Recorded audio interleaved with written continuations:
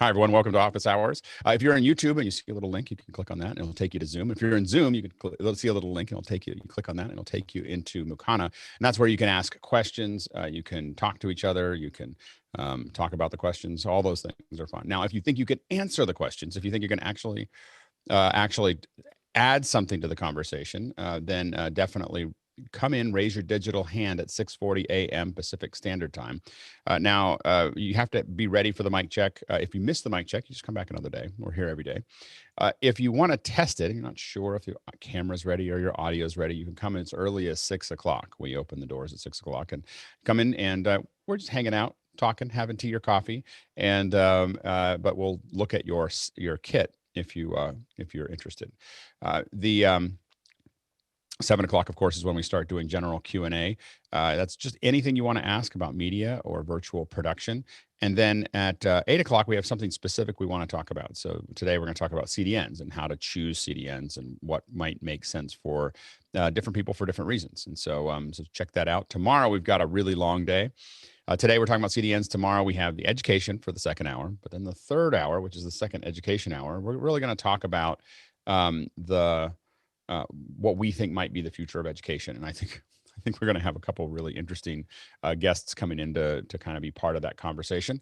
And then at 10 o'clock into the early afternoon, we're going to have the remotes. And so that's going to be really interesting. We're going to break down all of the things that are how they recorded the audio, how they recorded the video, how they put it all together. And so that's going to be a really great one. There will be breaks. Don't worry. Don't get stressed. There will be breaks. Now, if you actually want to share this with other people, and the real power of that is that the real power of sharing is really that it brings people together. And Sky, can you put your hand down? It's driving me crazy. This isn't the time to do that. So sorry, just make me great. Define CDN. Define I know CDN. it's a huge. That's not the time to do that. For the panelists, don't do anything while I'm talking, because I can see it in the corner of my eye, and it's like not a time to do that. Sorry, I just needed to say that. So it was like I was trying to talk over it and I just couldn't. So you just don't do that. Anyway, so where was I? If you want to share it, you can. All right, let's get started, Bill. Sure. The first question we have in the incoming queue with the most votes is from Ray Franklin in Mount Dora. I have a prompter for Zoom stream eye contact. What is the best way to send the Zoom image to the prompter? Should it be a duplicate of my prime image or extended second screen? Well, what you want in that prompter is typically a full screen of the person that you're talking to. So that's what you want to have over there in general, in my opinion, so you know who you're talking to. Go ahead, Bill. Yeah, what I've done is just taken, I have a big monitor that's actually normally my client monitor, and I took a little device and I think I captured it here. This is a Triplight HDMI splitter, takes one HDMI in, turns it into two HDMIs out. It is as simple as that. And one of them goes to the little prompter in front of me that I consider my eyeline prompter. So it was as simple as that, just a single HDMI split, one to the prompter, and that's because I still want to keep my client monitor. Works great. Go Jason and then John. Yeah, I do exactly the same thing as Bill, and what I split depends on what I'm doing. In general, yes, it's best for eye contact to have the person you're talking to right in front of you. If you're answering questions like, in Mukana, then sometimes it's nice to be able to switch back and forth. But again, the person is more important to maintain eye contact. Go John. My little trick is I used to use a decimator to do the flip. Now I just use a $99 Feel World monitor, and it does the flip in it. And it has HDMI out. And so I have that little monitor doing the flip for the monitor that's under the mirror.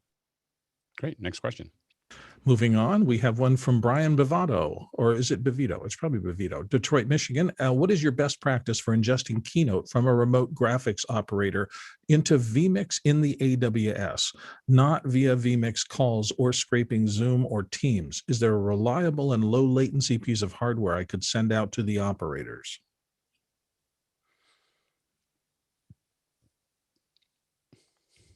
I don't know how to do that.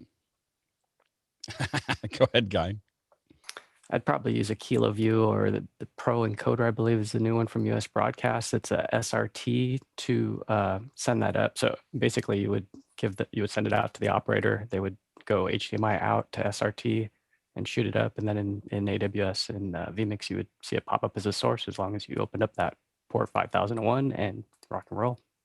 I'm not sure, but I think that the Keynote Live may have a URL that you can send people that will do it in the browser, but I'm not 100%. Yeah, but then your sure. animations aren't going to come across Right. beautiful. So with SRT, you're going to get it looking about as, I think that's what he's asking, is he wants it as best as, if he's saying that he doesn't want to use Zoom, then he doesn't want that compression falling apart. So SRT is probably going to be his best bet. I know, Beju, what do you think? Yeah, I think I was seeing this conversation in Discord as well, and I was thinking about it as well, that one of the things he mentioned that he wants his operators to be able to edit the keynote in real time if they need to. So they need access to all their tools as well. So I believe that what the suggesting about the encoder is probably the best solution, any encoder. First, you probably use something like a screen scrape using OBS, vMix, or even something else, but the encoder is probably the most reliable option. Good, George. So I've been following that conversation all morning. How much latency are we introducing into that whole stream, by trying to move it from your office to the cloud?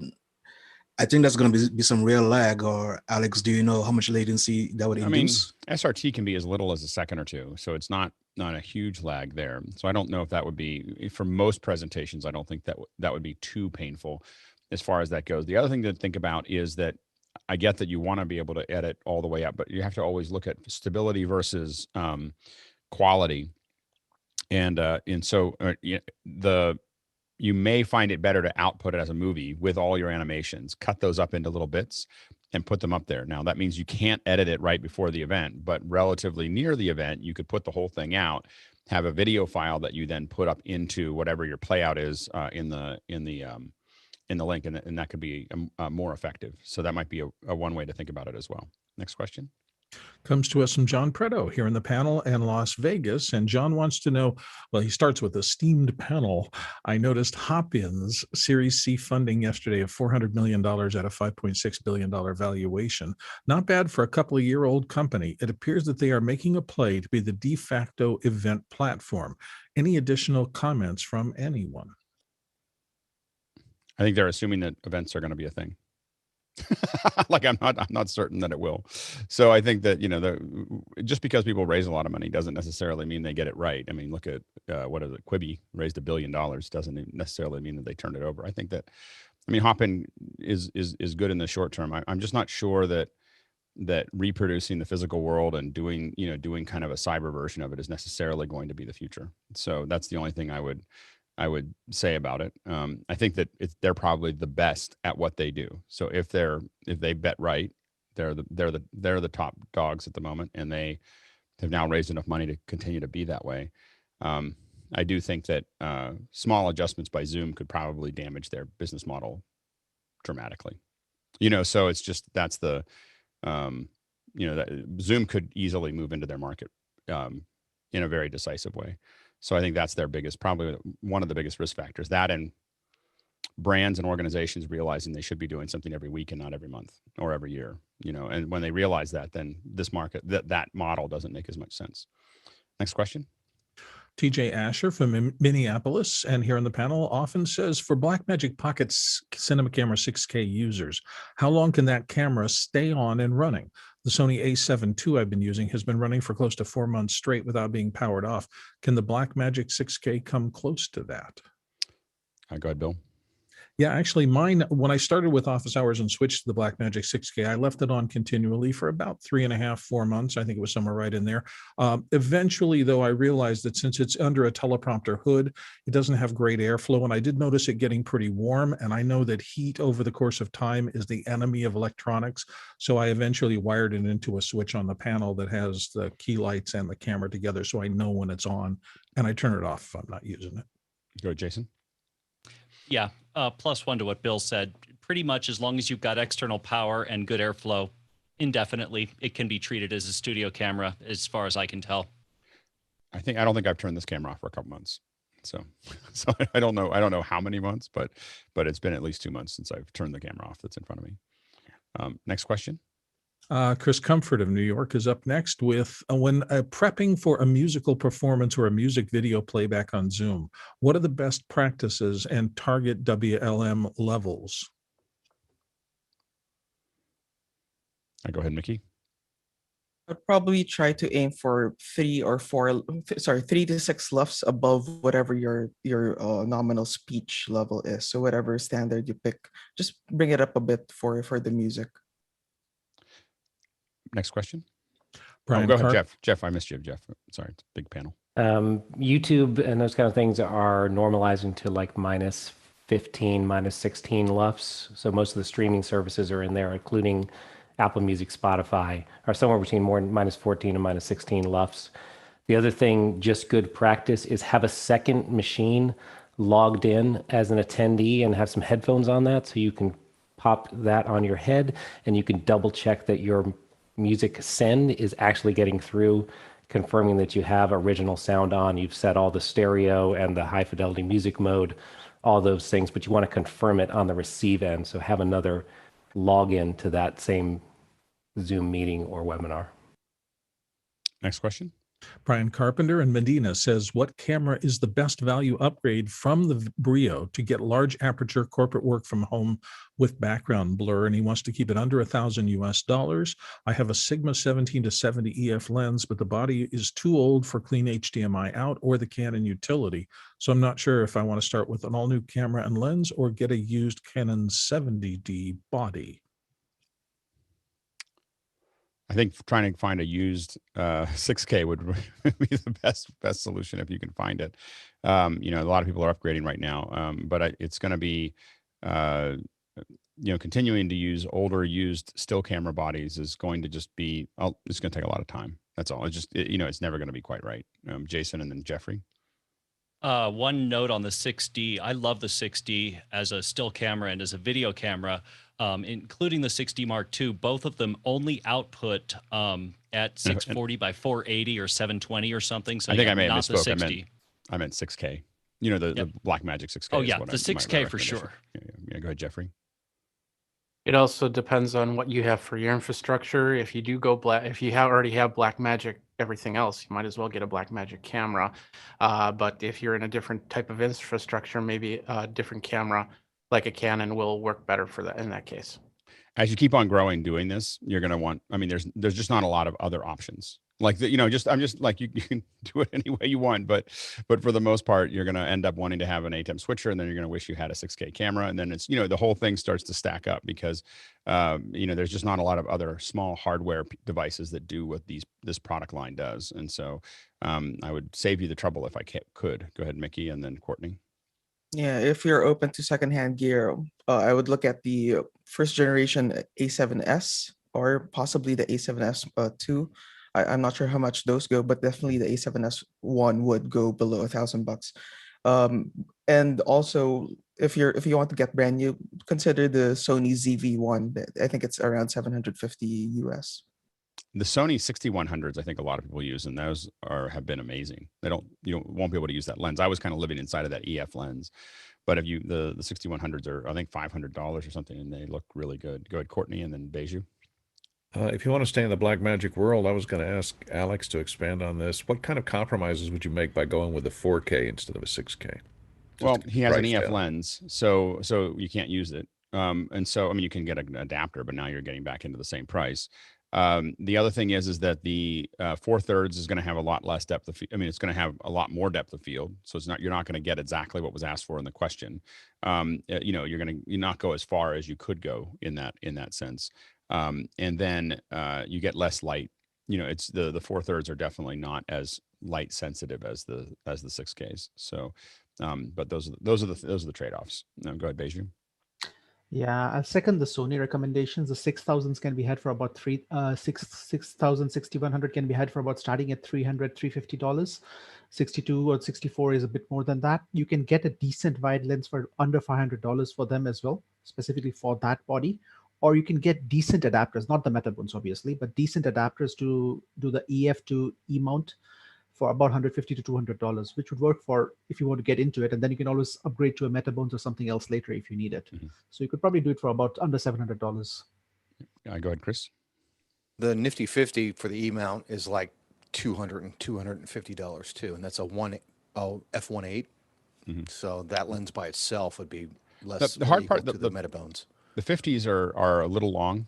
you know, in my Yeah. opinion, on Yeah, so you're cameras. right. And so You're that's one right. of the challenges, is that 35 seems to be, for me, 35 seems to be the right number most of the time. Go ahead, Hosmuk. Yeah, I waited a year to bid my time, and so eventually invested in a new 6K Pro, because we need one for the event in 2 weeks' time, but I can't get it here on time. So we're gonna rent one. So we eventually need it. Exactly. It's just like, I would just save you the time and buy once, cry once, as Chris Fenwick would say. Next question. Brant Kruger, our friend from Minneapolis, Minnesota, says, what are some half an Alex? And for those of you not into Alex cost, that it would be $350 on Alex's 700. For half an Alex or less, options for getting standard XLR mics into an ATEM Mini or into the Blackmagic 6K. There we go. Okay, now I can't see anything. So $350 for, I guess, an audio interface. Go ahead, Jeff. So I'll speak to the ATEM Mini, which you have two options, one of which is to embed your audio into an HDMI feed. If you have a spare one, that could be audio only. Or if you're going to go into the 1/8" TRS input, you need to convert to unbalanced consumer levels. So that could be the RCA tape output, so like a small Mackie mixer, which would take care of your XLR mic and that, but keep it close so that unbalanced line is really short, under 6 feet. And the other thing is something like an ART clean box, which will take Pro balanced XLR down to that 1/8" unbalanced, but again, keep that short. I'll put a link for that. Go ahead, Chris, and then Jeffrey.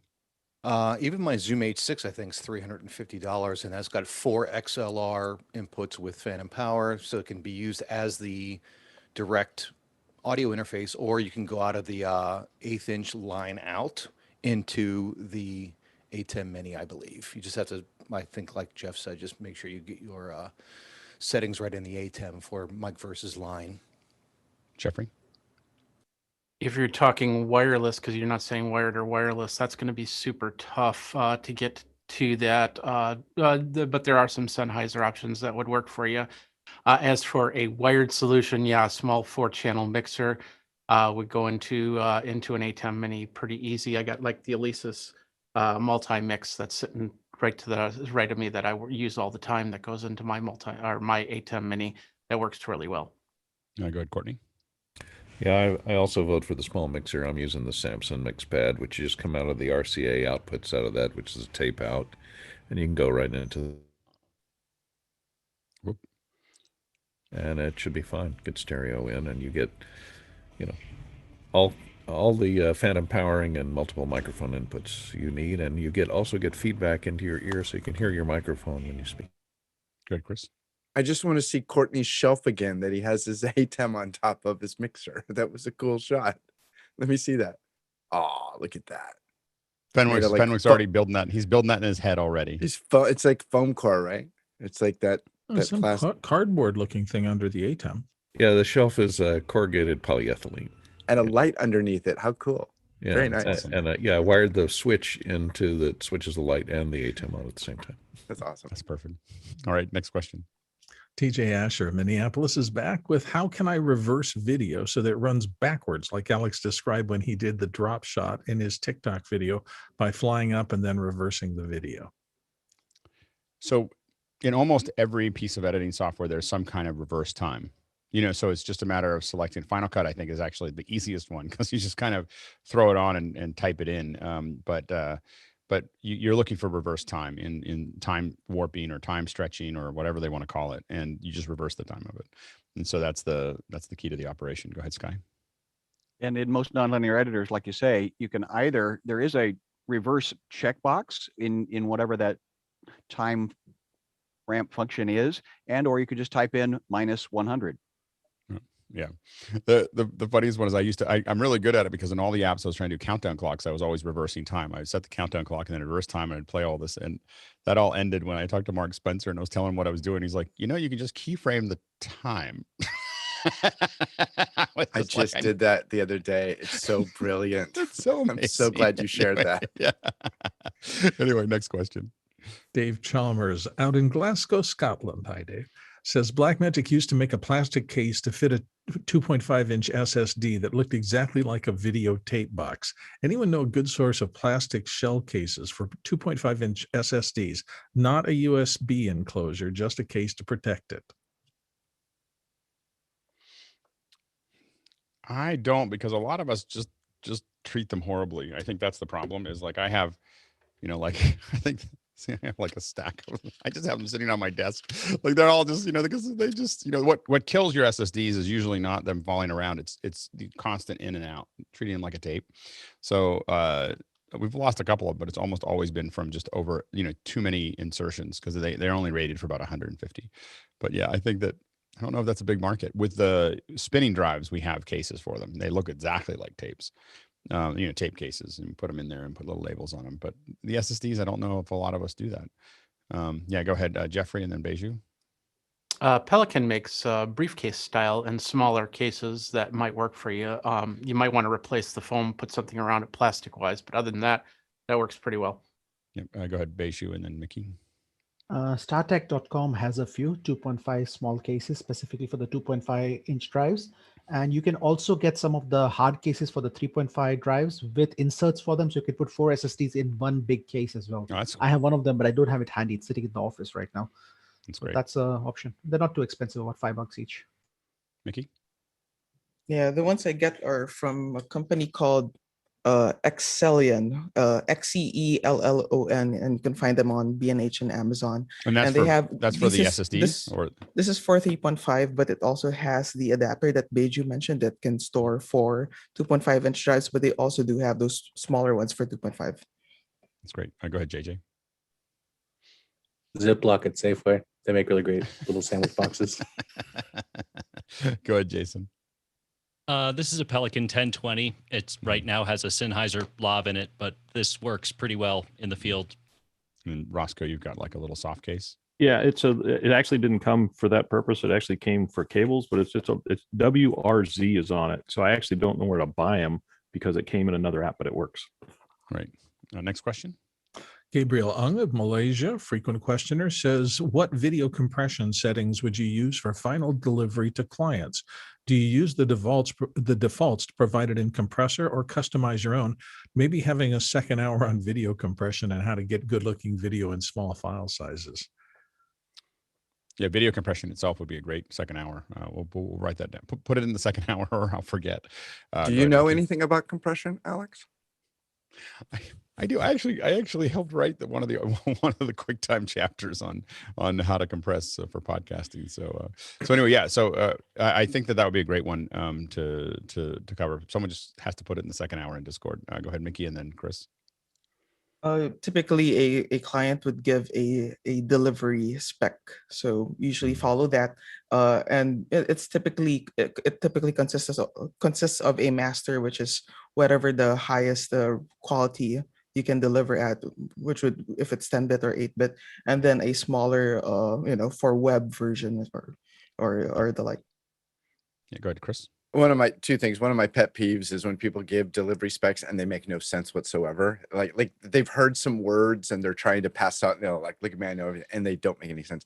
The other thing I'll say is I have my current job because I impressed Paul Koblik when I first met him. I made a video and he's like, nice compression. I know that was, and it was like, very good. And I think I totally impressed him. Right. We really bonded over like our compression rates and the way we were doing stuff. I mean, typically we're delivering our footage at either Apple. I mean, the most typical is Apple ProRes or DNX. Those are the kind of the two that, or MXF. Those are the three that are probably the formats that we deliver in, depending on who the client is and what they want. There's no reason to, unless you're doing something major, there's no reason to promote something. So if you recorded everything at LT, you might as well send it back in LT because it's not going to get any better by sending it at 422.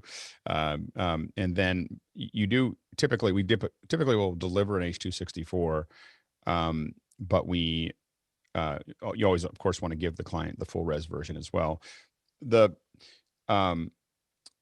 send an H.264 out of Resolve because Resolve is not good at H.264. I'm not sure why that's so complicated, but evidently it is. It's just a horrible not good thing. Next question. We're running out of time.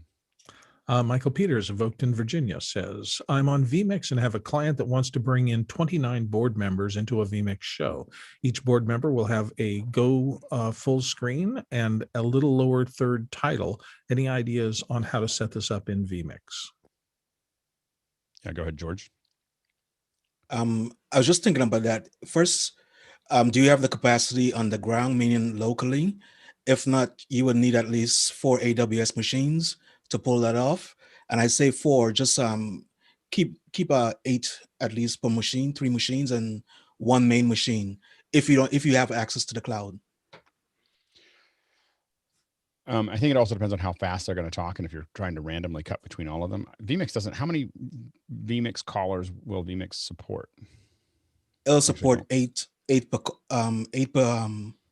call, but I try to keep it to 6 because we have production folks on also. Right. So we need to leave a capacity. So you're looking at the problem with that process is that it looks like it's a roundtable like what we're doing now. Trying to do that in vMix will be challenging. I mean, I would do some Zoom version. Like I would figure out some way to do this in Zoom as opposed to a way to do it in vMix because I think you're going way past what vMix is designed for. 6 or 8 would make sense. Now, if they're all giving remarks, you could probably pull it off. But if you're talking about a random access, any one of them could pop up with graphics. I think that would be more challenging. That's a lot of people to cross-link. And with lower thirds and so on and so forth. That's where you have to start thinking about things like Zoom OSC or other things that will let them add graphics on their end. Go ahead, Jeffrey.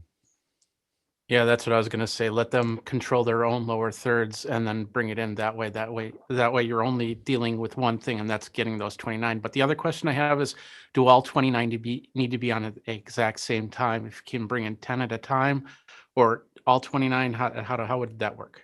Just remember that if you have fast succession, you have to have a lot of people queued up.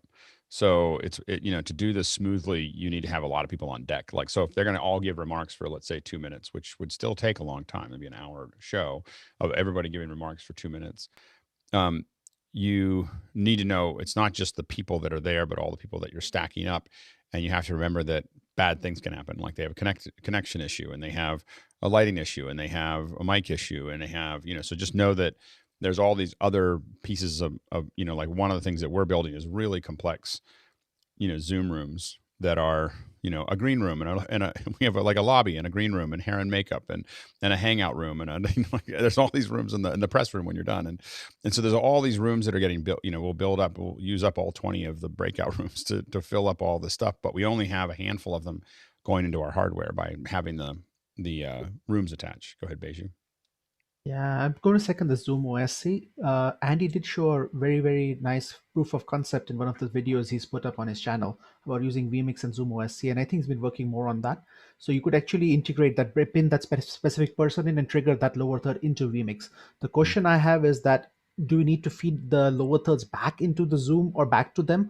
That's going out as a production. Then you could easily just do Zoom, put all the overlays out before you go out. So there, Zoom OSC probably seems like the easiest option compared to trying to do everything manually or doing too many vMix calls. Right. Next question. Comes to us from JJ McKenna here in the panel from Santa Venetia, California. What is the least process and processor intensive method of recording time-lapse events? Go ahead, Bill. An old DSLR and an intervalometer in a weatherproof housing, looking at whatever you're doing. It's just one of those things that I've not seen anybody do that level of quality off of a video stepping system yet. Those big DSLR sensors and the intervalometer being able to be set for specific intervals before it takes a picture is the best looking stuff I've ever seen. Mickey? Yeah, that's great for I think not shorter term projects, but if you have to do time lapse over a couple months, I would go with a security camera with RTSP recording to a server at a certain interval. Yep. Go ahead, Jason. Those are both fantastic answers. I would tend to lean towards Bill because I've never done a time lapse that is several months long. There is absolutely nothing like a DSLR, an intervalometer, and like a really, really sharp focus. It's really cool to play with in post. Go ahead, Chris. I'll say as an editor, there's nothing I hate more than one angle of a time lapse. I think you're probably better served if it's several months, change it every 4 days. Like get this angle, get a lower angle, get the crane angle. It's just a much more interesting process to cut to. And also +1 to Walt Disney for shooting all the time lapse when they built Disneyland in the 50s. Yeah, John. He had so much vision. Yeah, he crushed it. So I've been using these for about 20 years now. This is the Access camera. These have Linux built into them. They've got onboard storage. They've got Ethernet. They support Motion JPEG. They support RTMP, AXIS, the best security cameras on the planet. Go ahead, Jeffrey. We talked about this a couple months ago. There are construction style security cameras that do time lapse that have specific focus. And I think I'm trying to remember something like iTrax or something like that was one of them. But you might want to take a look at that and see if that works for you. I do a lot of motion, a lot of time lapse. The easiest one for me on a day-to-day basis is just my iPhone, because you can just set it to time lapse and it'll just do the thing. But my kit that I take with me for events is 6 GoPros. So I have a whole bunch of them because I was doing all these 360s with them. So I have lots of them, but I have a little bag with 6 of them. And the reason I do that is to get back to that whole, like, I shoot a bunch of different angles with them at 4K. Now, on ones that are really long term, then I go intervals. But for the best stop motion or whatever, or time lapse is video. So you shoot video with them at 4K. You can zoom into them, but the big thing is you can use time echo in After Effects and create incredible, like, everyone's moving around with little motion blur and you see these little streaks going around, and I just find it mesmerizes people. And the reason I shoot so many time lapses is because it's my number one way. It's my number one interstitial when something's going wrong in an event is I'll just give them a time lapse. People will be totally happy. My highest level of tech, we'll be right back for tech. We'll be right back. And then there's like a little time lapse going on. People will just sit there and just watch that for hours. But you get a whole bunch of different angles at 4K. You can usually zoom in. Then if you add, for the ones that we get paid money to do the time lapse, we use a thing called the original slider with a remote head with a SLR. And so you mix in all these things, and then you have this big one that goes across that it's like panning up while it's going across over 2 hours, and with a stepper motor, and you can get some really high end. That's not answering your question of low bandwidth, but it is just, while we're talking about time lapse, it's just something to think about, that it is something I would highly recommend video professionals get good at, because it is the best pre-show interstitial, just best eye candy that you can easily acquire for an event. Go ahead, Jason. Oh yeah, and lastly, while I'm thinking about it, there are a few things that beat the Blackmagic 6K, from your hotel balcony on a slider. It's just does a great job. Mm-hmm. Yeah, go ahead, Mickey. And sorry, I love the opening sequence of House of Cards, like moving time lapses. Oh. Mm-hmm. Eye candy. Yeah, absolutely. Next question. Jonathan Erb of Dunedin, Florida says, where did the arbitrary list of the Alex Worth list come from? Those that have value, where did it come from? It's the early days. so yeah, go ahead, Hosmund. Yeah, I've been listening to Mac Break Weekly since 2007. And Leo had 3 guests, Scott Bourne and Merlin Mann, and a fellow called Alex Lindsay. And they had picks of the week. And out of all 3 or all 4, Alex's was usually the most expensive pick. And that's really where the Alex came from. And I think that at some point, I think back then we talked about the fact that I think that all professional software, because we were really talking about software that was more expensive. That's the funny thing, is I was like, people are charging too much when they're charging thousands of dollars for software. I said the price that software should be is $700, because that's what Photoshop is. So it's really a Photoshop, but it was like, it should be, this is before all the membership stuff. And then Mickey is a UA is a U87. Neumann U87 mic, and then a Charles is a it's a HDR monitor, and I can't think of the name. I think it's this Flanders Scientific. Flanders Scientific monitor is $11,000, and that's where those nomenclatures came from. Go ahead, Chris. I'll also say, because I remember that episode as well, Hasmukh. As I recall, Alex, your number was like the point. I remember you talking about it being like a pain point. Like you said, I'll spend $700 without really flinching too much if I think it's going to solve a problem. After that, it was like, yeah, it was something like I'll spend $700 to fix Can I get any one for problem. free? Right. Well, yeah. Who can I Exactly. call? Yeah, exactly, Roscoe. Colin was the original price of the Pyle microphone, which he brought to us, and it has now doubled in price because of demand. Because of some group keeps on selling Pyle so many of futures. them. Yeah, exactly. Next question. Michael Vosbein of Woodstock, Georgia says, I use a Brio for streaming, and it seems to actually get sharper maybe 30 minutes after I start. Is that just my imagination? I think it is. unless it might be grabbing the background and finally it snaps into the foreground to grab onto you. That's the only thing I can think of that would make it more accurate 30 minutes in. The one thing to know is are you doing some kind of manual focus or letting it just do its thing? Go ahead, Sky. With regards to the autofocus, the technical people here, what is it that it's looking for to focus? I assumed it's contrast and also the algorithm of eyes.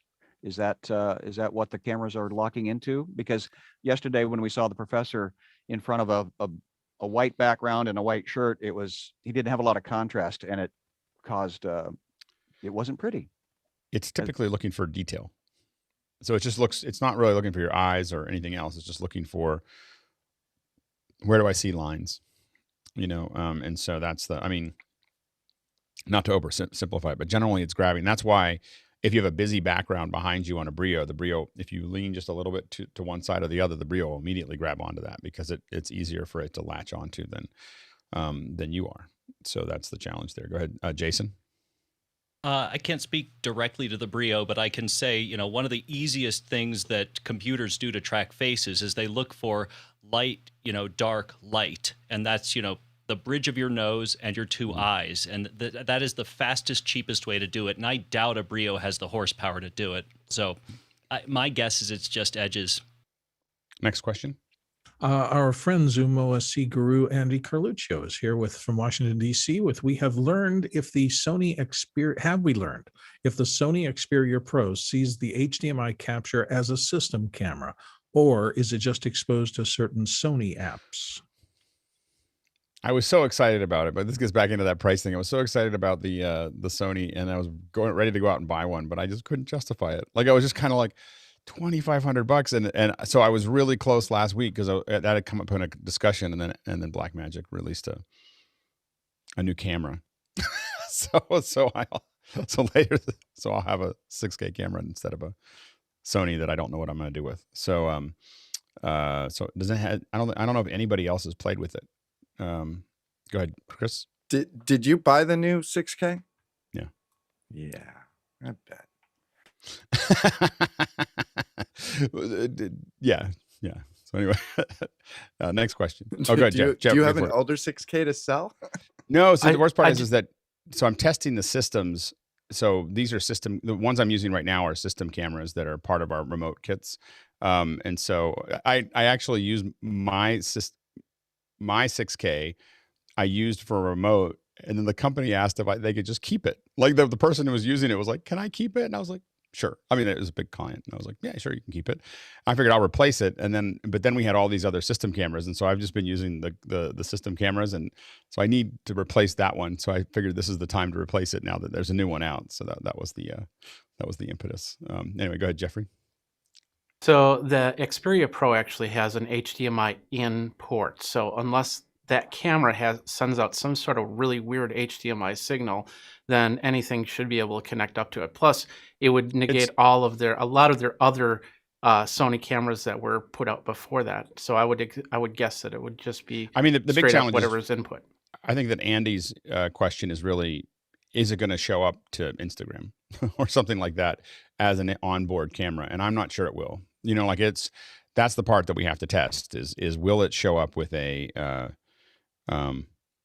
to TikTok or Instagram, because that's revolutionary. You know, like if they pull that off where I can show up as the system camera, maybe somewhere in the OS you could say, this is the system camera that's being published to TikTok or whatever. That means you can put an entire production system behind your TikTok or your Instagram activation and then push it out. So anyway, next question.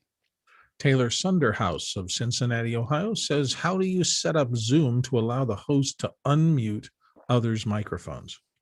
Go ahead, Hosmuk. You have to set that up before you launch your event. So there's in settings, you check mark, ask attendees to permit unmuting by the host. And then when they enter the meeting, they have to acknowledge that. And that's the only way to do it. Go ahead, Chris. I'm also fairly certain, and somebody can correct me if I'm wrong, that feature only works on a pre-scheduled meeting and not just I'm going to start a meeting and email or, text some links to my buddies. I think Chris, that's right. Chris is right. Absolutely. Okay. Yeah. Thanks, guys. Absolutely. I got a Zoom meeting with users who are not so savvy for a nonprofit meeting. So that's why I was asking. Yep, absolutely. And what you want to do is, it's down in the bottom. You can just set it to request permission, and then they'll do it on the way through. It sorts that out. Yeah, go ahead, Chris. Highly useful pro Zoom user tip. You should spend a lot of time reading through all of the stuff on the backend web page for the controls. It's deep. But which one? There's so many. There's like so many places that you can change some settings. You have to really read through it. It's not just the settings tab. Menus. There's not just the settings tab. There's the record tab. There's the account tab. There's the admin tab. It should be bedtime reading.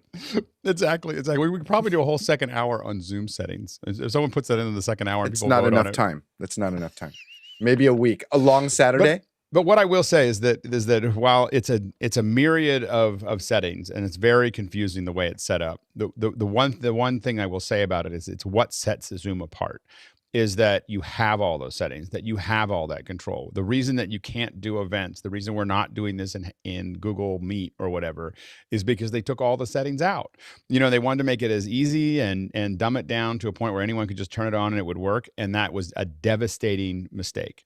That Zoom has made billions on, is the fact that Google was much bigger and they took a horrible route of let's dumb it all down. Whereas with Zoom, you have a handful, you still have more settings just in the app than you have anywhere else, but you have all that control that companies need to do what they're doing. So it is confusing, but I don't want to slag them for it because I definitely don't want them to take it away. And Mickey and then Jason. Yeah, just on that, like early in the office hours, time, I kept the browser window open with knowledge base articles from Zoom. I always had like 20 tabs open, and you would read one article, and from that article you would open up 3 more tabs, and it was like weeks of like going through each article one at a time. My biggest upset is that there's some that you think that we should do something and then they just don't do it. Like for instance, on this meeting, I have turned virtual backgrounds off. As a meeting owner, I believe it's my right to just go nope, and Zoom just ignores that. That's just for me, I guess. Jason. I just want to know what percentage of all those Zoom options you'd give away to get clean SDI out. All of them? A third of them at least. Yeah. There's a third that I would throw right under the bus if I could get clean HDMI, clean output. Even just clean output, just clean output. All right, next question.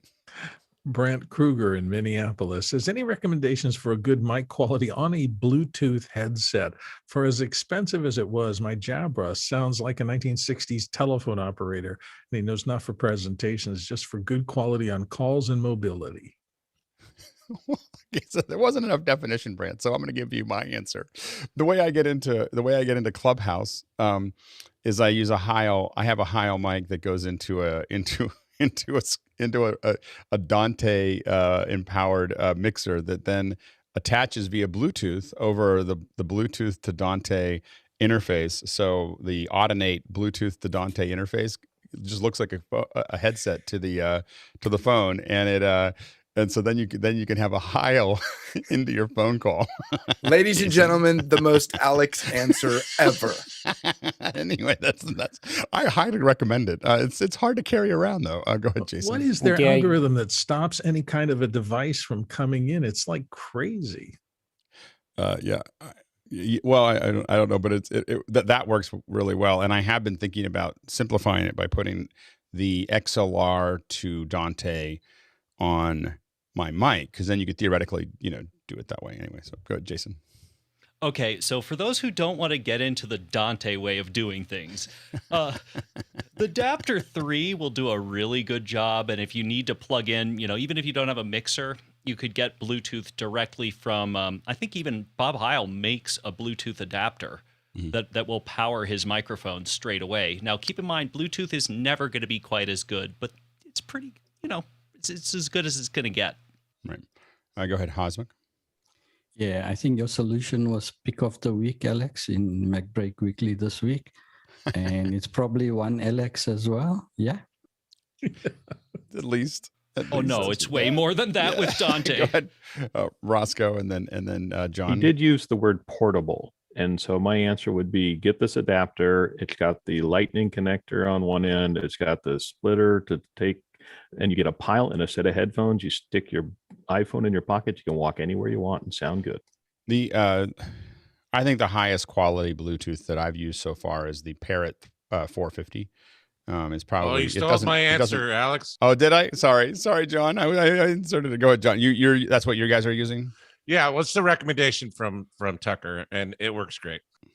It's super clean. It's got a boom. It's not the coolest looking thing to wear. You look like you work at McDonald's or Starbucks. But outside of that, it's very effective. Go ahead, John. I just want to do a ditto to Jason. The JK Audio is like the decimator for me for audio stuff. I've got a box full of money. It's perfect.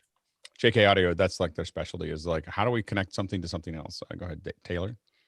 Will somebody throw a buy link to that Bluetooth device you guys were talking about in the Discord? Which I'll put one in for you. The high quality one that you guys were just talking about. The Parrot. Parrot. Yeah. The Parrot. Yeah. Parrot 450. Yeah. Next question. Next question comes from Vincent Alvarez of Bellingham, Washington. Planning to send my 8mm family films to be digitized. Any things or tips I should know, and any recommendations? Maybe Costco. I had heard Costco stopped doing it. I might be wrong about that, but double check that they're still doing it before you send them there. Anybody that has anyone done that recently as far as 8mm? It's kind of a specialized task, and I would try to find some cottage industry gentleman or lady in your neighborhood who just loves that. Some of the older folks, they'll take white glove care of your 8mm, and beyond finding somebody like that, I think it's kind of a high volume thing.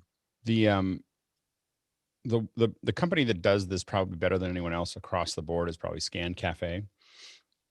Whether it's images or 8mm or DV tapes or other things like that, it's just now I think that they do. It takes a little while because I think they send it out to India to have it done and cleaned up and everything else. But so it takes a little time to have it worked through. But it's the most effective that I've seen over and over again. Go ahead, Jeff. This company I've used for reel-to-reel quarter-inch transfers, but they also do 8mm, and that's Curtis Media Transfer. And I think they're in Ohio, but I'll put a link to them. Next question. Moving to Robert Draper of Point Richmond. I was born in the Mojave Desert Naval Weapons Testing Station, China Lake, lots of dust storms. Oh, it's just a comment on our pre-show. So we're moving on to Philip Oler of Katona, New York. Best way to power a Pyle headset mic into an analog Behringer 6-channel mixer. Go ahead, Mickey. I would probably go with something like the Rode VXLR Plus, or Deity also has a similar product which turns phantom power into 5 volts that is needed by the Pyle. Ray Maxwell has done it with a success. There we go. So we had an enormous number of questions, but we actually got to the we got to the bottom of the hour without I didn't warn anybody. That's why I wanted to see what happens if I don't warn people that we're running out of questions, whether we would still make it work. It was an experiment, and it turns out we can end early. Go ahead, Jeffrey. Oh, I was going to add to that last question in the Pyle. If you haven't gotten the Pyle headset microphone yet, consider actually doing the step up and getting the T4F and getting an adapter for the Behringer. That'll probably work a lot better for you. There you go. So there's no reason for us to wait. We're just going to jump right into the CDN. I have a feeling like this one will be a good one. So we're not going to waste any time there. Reminder, if you look back on Makana, I would like to see some comments. You may have seen them. I may have missed them, but what people think of the test stream that's going on. That is, has anyone looked at it? We can talk about it for just a second. Has anyone on the panel looked at it? Go ahead, Peter.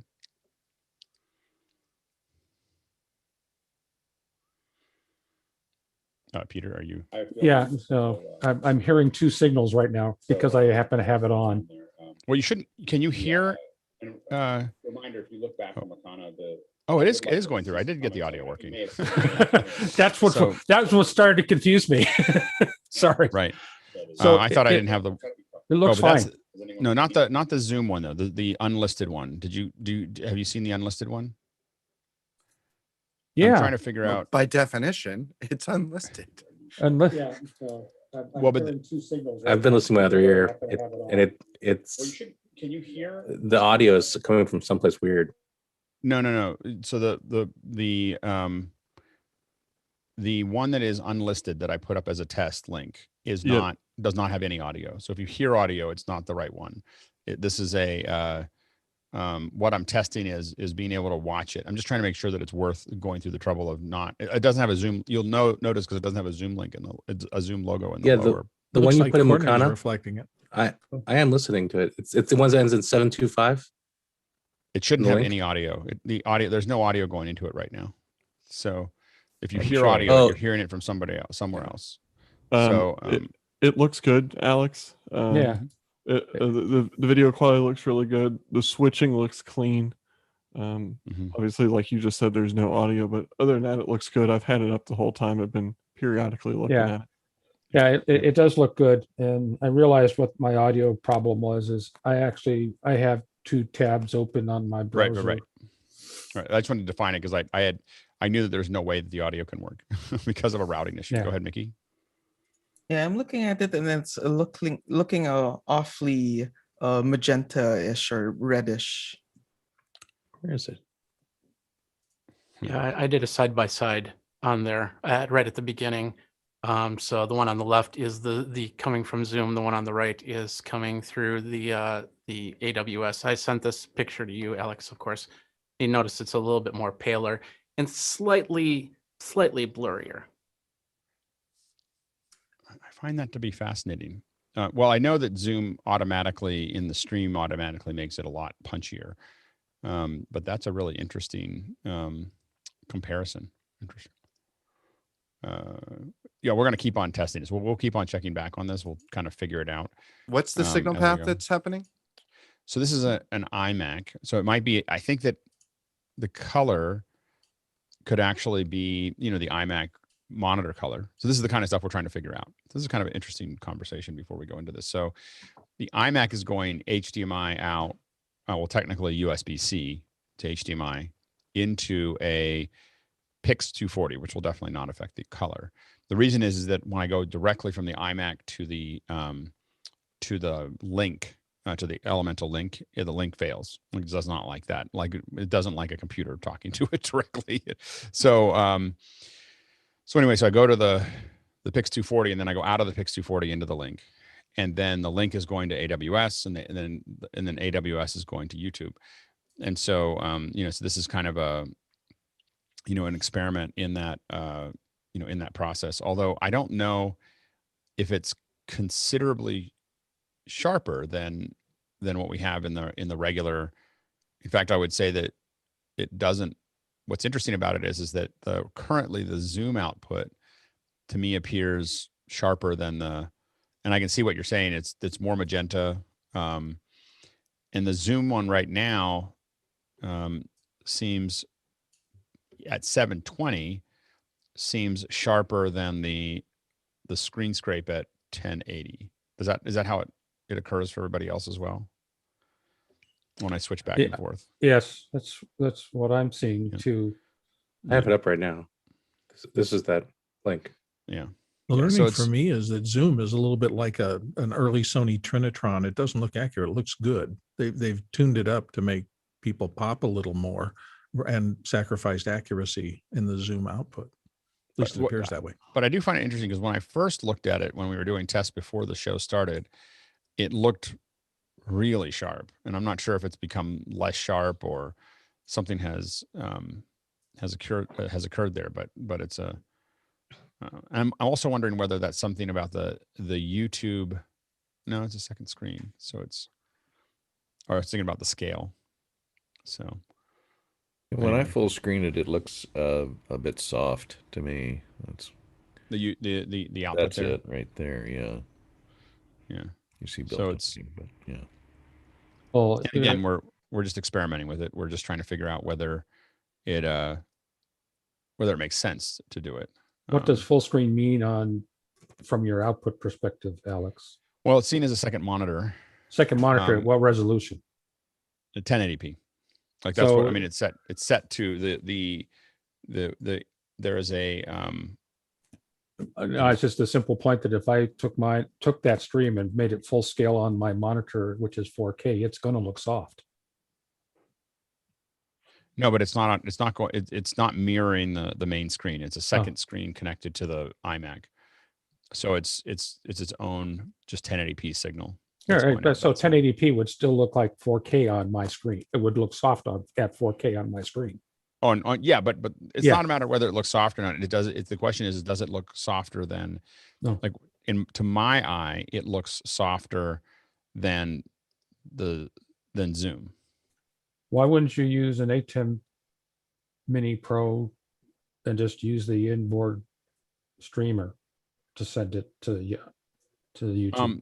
Well, because eventually I want to send it to a whole bunch of platforms all at the same time, and I want to be able to have, and I also want to be able to possibly build my own player for it. And I also want to be able to build a whole bunch of infrastructure around it. So it's not scalable to do it any other way than something like AWS or Azure. Well, I got a Mac Pro that can run Memo Live and run 6 different platforms at one time. Right, but then I have to deal with the bandwidth, and then I have to do, and again, it's all the other things that could go on with that is interesting to me. So Jeffrey, and then Mickey. Got one more screenshot for you. So this is three pane. Of course, the live zoom is up on top. And then, of course, the YouTube Zoom is on the bottom left, and then your AWS is on the bottom right. So I'll send you this screenshot. So what I would say is that it does looks like that it is. So the representation inside of Zoom and the representation going out to YouTube is different. Yes. It's not that there's any inaccuracy passing from the monitor, although I probably could make some adjustments by using a different color setting in the monitor itself would probably drive that. But I'm less concerned about the color, that's easy to fix, as I am about the resolution, which appears to be lower quality. So that's the interesting part. I mean, I'm just going to open this up for a second here, because what's interesting is that the part that I find fascinating is that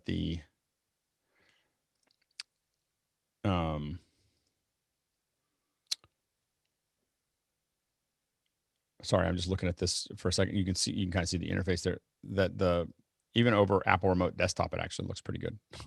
It looks better than YouTube. So there may be something in the compression settings. So we're just testing it. We're trying to figure it out. You'll see us keep on playing with it over the next week or so as I try to figure out whether it's a viable option to kind of move to that. And Mickey's going to send his audio settings, and we're going to go down that path as well. So we'll see how that goes. All right, let's go ahead and jump into CDNs. So what we're going to talk about are content distribution networks, as Sky was going to ask earlier today. I apologize for being so snappy. The only job, like, so I'm doing it off the top of my head. I'm not reading something when I do the early show for everyone. And the only job for the panelists in that first 5 minutes while I'm trying to take the plane off the ground is not do anything. like you just have to not move while I'm sitting there trying to remember everything in my head. And I was trying not to. It was just, but I was I'm just not that good. So anyway, so for the panelists, that's the note, is just, what drives me crazy is people looking away, talking on the phone, raising their hand, like all those things. In the first 5 minutes, everyone just has to not do anything so that I can get through that off the top of my head. So anyway, and I'm determined to do it off the top of my head. That's why I do that. So anyway, so content distribution networks, of course, are the way to get video, from, you can't really do a content distribution network anymore.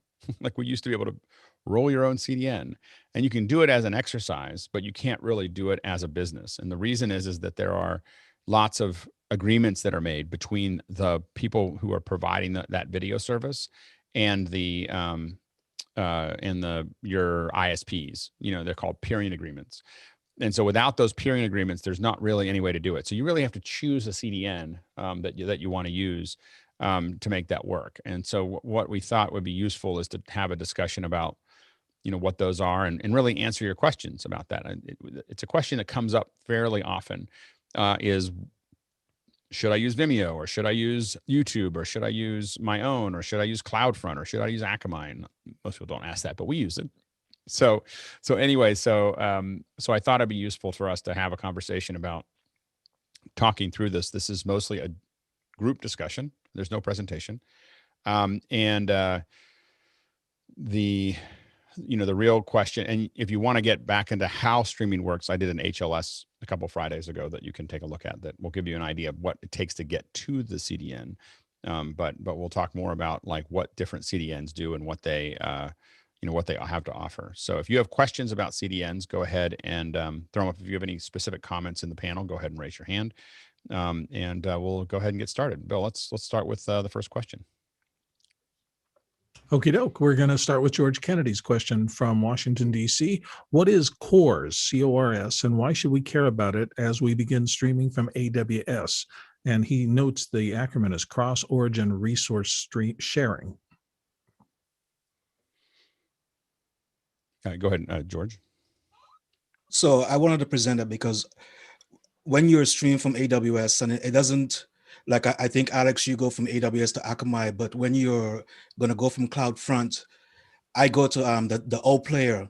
So in order for the O player to see certain assets from AWS, it needs to be connected to AWS. So that's where the cross origin comes in. So you have to actually connect the O player to some assets in AWS. So in order for, let's say, your thumbnail to show up in the O player, it needs to be, if you're going to host the thumbnail on S3, it needs to be connected to the Amazon platform. So as you start thinking ahead about AWS and things that you need to do, you need to have a player. So there's lots of players. There's JW. They're all not going to work the same, but for the O player, you need to, in order to present certain assets, it has to be connected. So I'm going to post some links to an article in there. So that's just, I just wanted to present that folks need to know. As you need an external player, you need to have certain things connected for it to work. Go ahead, Sam. Yeah, I think CORS is a really interesting question, and it kind of comes back down to what you were talking about before with like a build your own solution. So CORS is a security setting that's inside all of the browsers. And the reason it's there is a really valid reason. Cross origin means that if I was to look at website A and that website redirected me to bad website B, then the browser is kind of protecting against that. And I think what's happening under the hood when we look at a page and then we see a player, and that player is loaded from some place and the media is loaded from a different place, CORS is the standard that's inside the browser to kind of prevent us loading content from a bad actor when we go to, where we're intending to go to. So yeah, further to kind of George's point there, like you really need to, when you're rolling your own, when you're building your own type of solution like this, you need to think about the requests that are coming from where you put your player, and they speak a lot about adding things like cause headers. So these are like metadata information that happens when a player initializes a play and goes back to the CDN.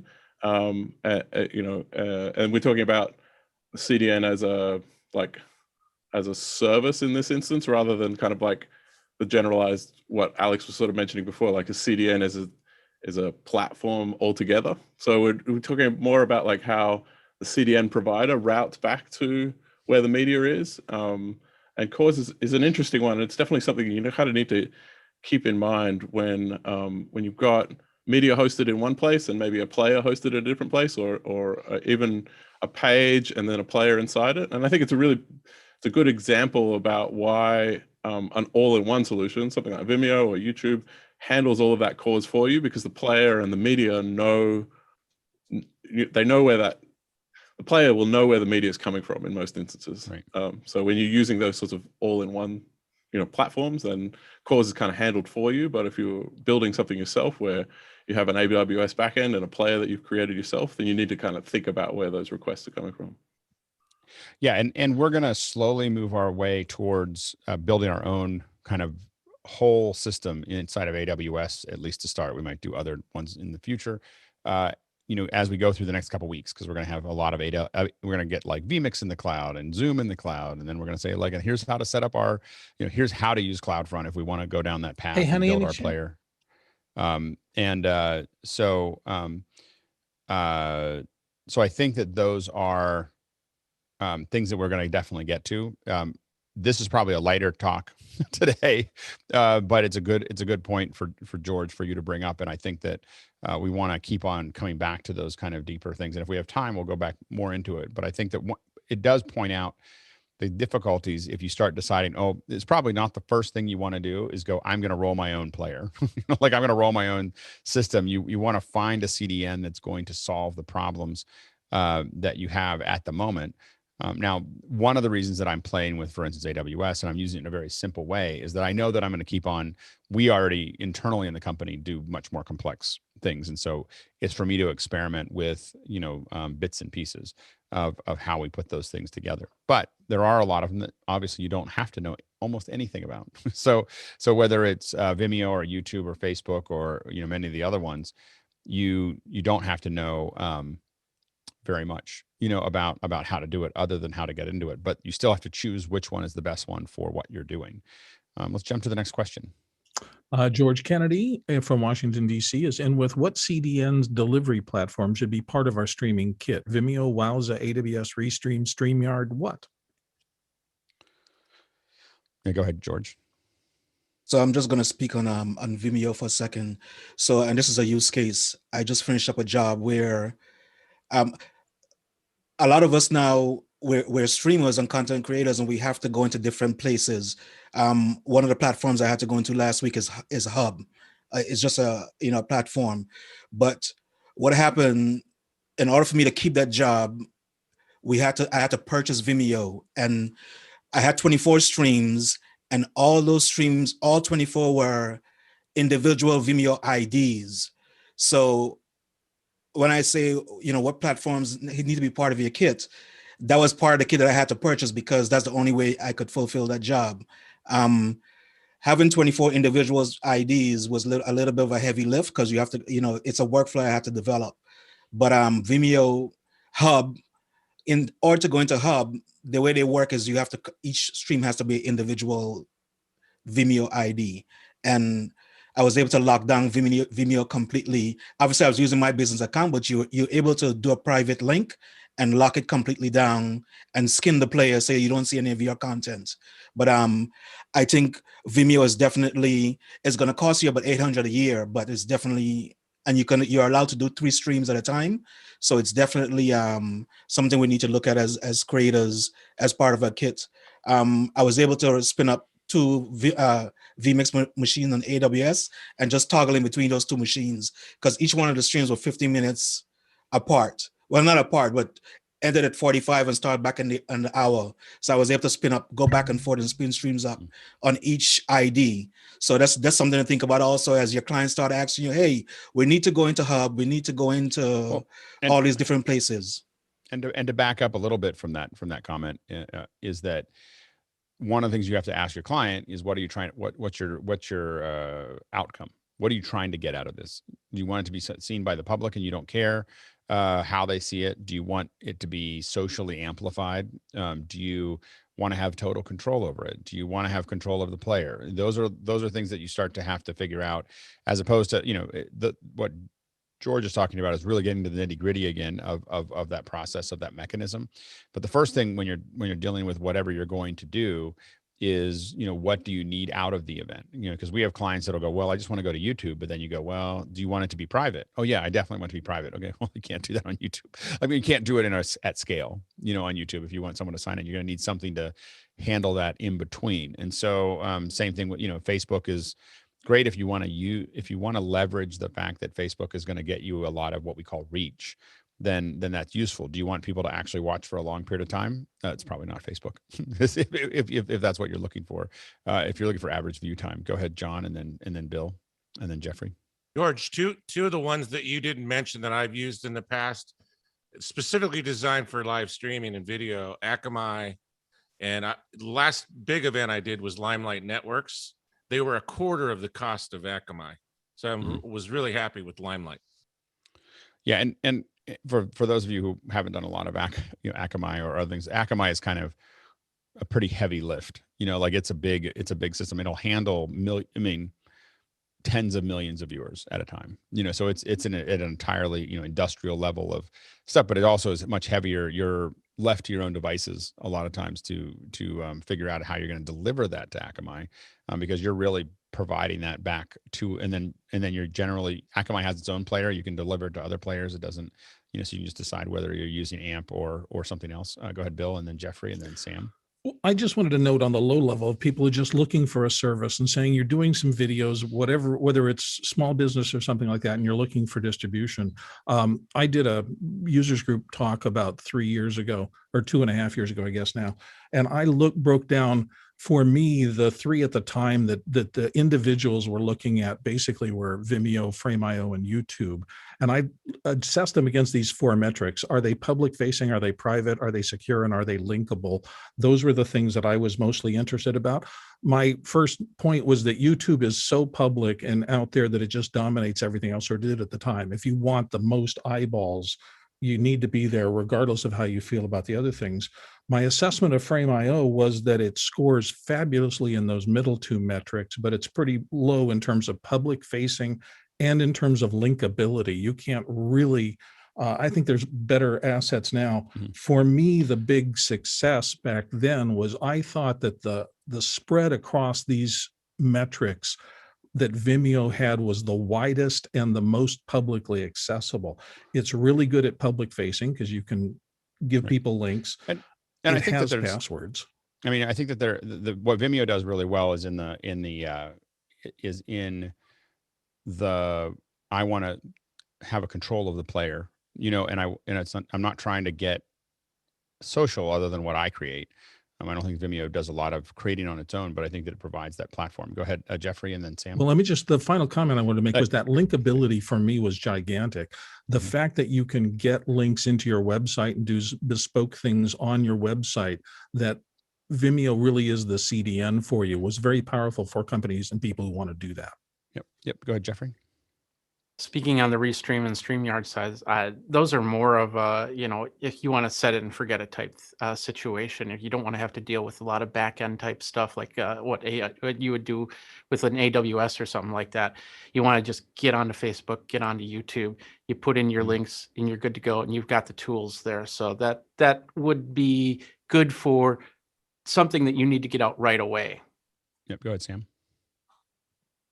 Yeah, I think this is a really interesting discussion, and I think I look at it from a different lens, but we also kind of, back to Sky's point, we really need to define what we talk about when we talk about CDN. And I think CDN, when we're thinking about it really from a production sense, we're talking about ways that I can distribute my content. And that might be a fully built platform like YouTube or Facebook or Vimeo or something like that.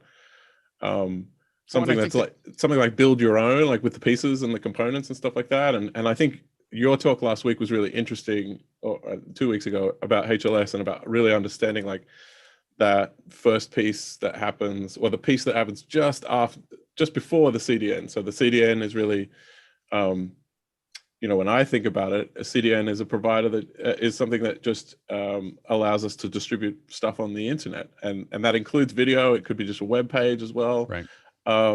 But when we talk about CDNs, like more generally, we could talk about like a whole distribution platform, and that's where different features come different, have different advantages, and particularly with things like with like Restream, or even with something like live stream with simulcasting, or Vimeo with simulcasting. Those are things that allow you to kind of like go to one platform and then fan out to other ones as well. So you have these other advantages about kind of like going en masse to as many platforms as possible. But I think like just at a really high level, like a CDN provider, when we talk about like the Amazon, like the Akamai or CloudFront or those sorts of things, they're really kind of like a specialist compute service that vendors, maybe Vimeo or other vendors, might use to distribute their content from their origin, from their place where they're generating HLS. And then like there's this interesting piece about this kind of like routing thing that's emerged from Restream, but also the AWS link, and being able to use media services to kind of do what you're doing just there, like redistributing back out. So one link to the cloud and then multiple links out to other places as well too.